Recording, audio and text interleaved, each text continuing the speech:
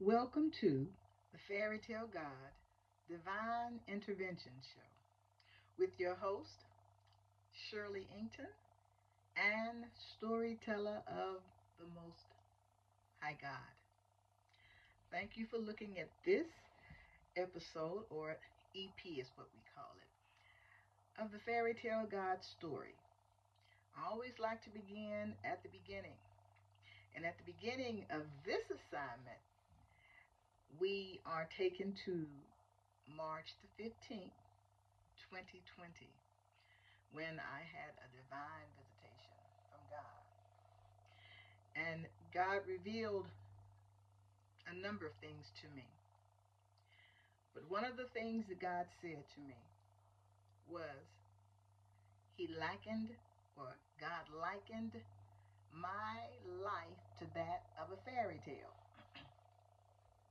I'd never thought about that before. But looking back, I can see the resemblance.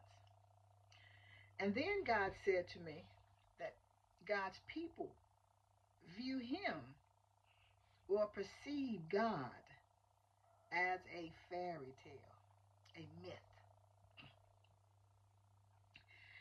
And God was not pleased with this perception of Him. And God said to me, through your life, I will show them what a fairy tale God can do.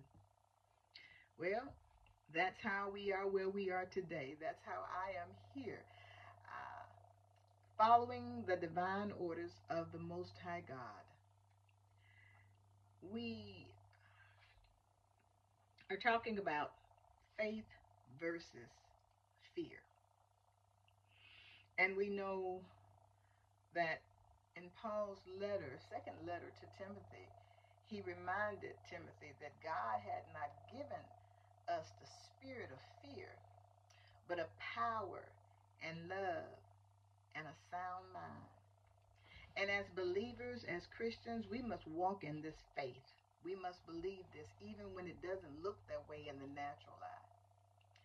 So some of the stories that I'm sharing with you will hopefully minister to some of the things that you've been asking God about.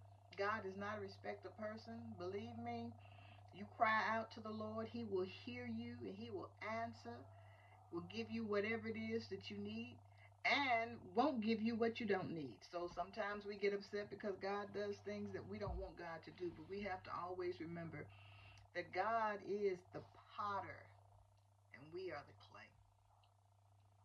So picking up from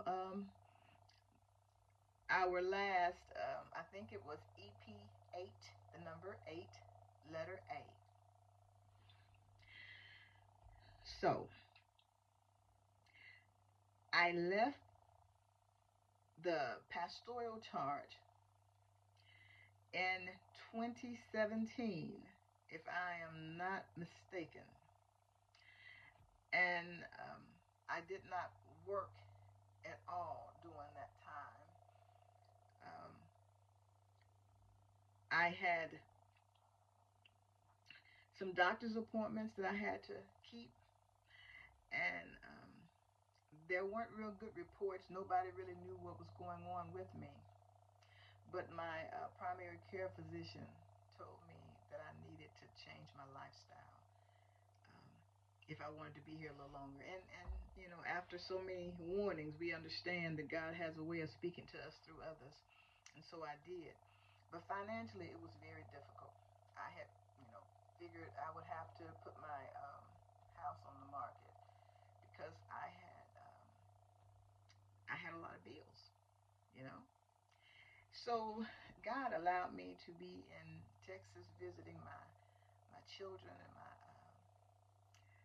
my daughter had just had my first grandbaby by her, and I was there to help, and it was just a nice time. And while I was there in January of 2017, I received a phone call, and it was from a principal in the Little Rock School District. And somehow she had found my information and realized that I was a certified special needs teacher, and they were in dire need of someone. And so I wasn't interested because I understood what subs were being paid. And I also understood that I had a master's uh, plus, I think, about 17 hours. And so I did not want to be making, I wanted to be paid my worth, I guess is what I'm trying to say. And so I mentioned that to her, and she said that I would be filling in a long term position, which would mean I would start the end of January, which is pretty much when I did start, when I decided I was going to do it after I prayed about it. And I would go through the end of the school year, which was like the end of May, first part of June, to see how my body reacted. Because at this time, I had been placed on disability. I mean, my body, I was tore up from the floor up. Most people, they didn't know it. They would look at me and they would go, how can she say she's retired? She's too young. There's nothing wrong with her. But see, God will only allow people to see what God will allow people to see. And so I learned that a long time ago as well. But I prayed and asked God, I said, now, is this a way for me to save my house and, be able to pay my bills and everything? And so I felt in my spirit God was saying, well, we'll try it. So as long as I wasn't under a lot of stress, then the anxiety would not be a problem. And of course, I was taking medication. Anxiety is a big thing, and I wanted to make sure that it was something that I could handle. So the 3 month period, or whatever it was, from February to the first part of June, I think, and it went well. It was such a blessing. And so the next year came, and that was 2018 to 2019, and that was a good year. Enjoyed my babies. I just love them. And then the 2019 year came.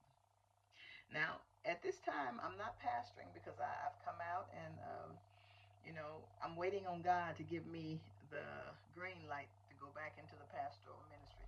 Since I didn't call myself in, I couldn't call myself, you know, back into it. God told me, be still. And from 2017 up to 2020, I just waited patiently for God to tell me something. So I went to the annual conferences, and I was not given a church because God had not released that to me again.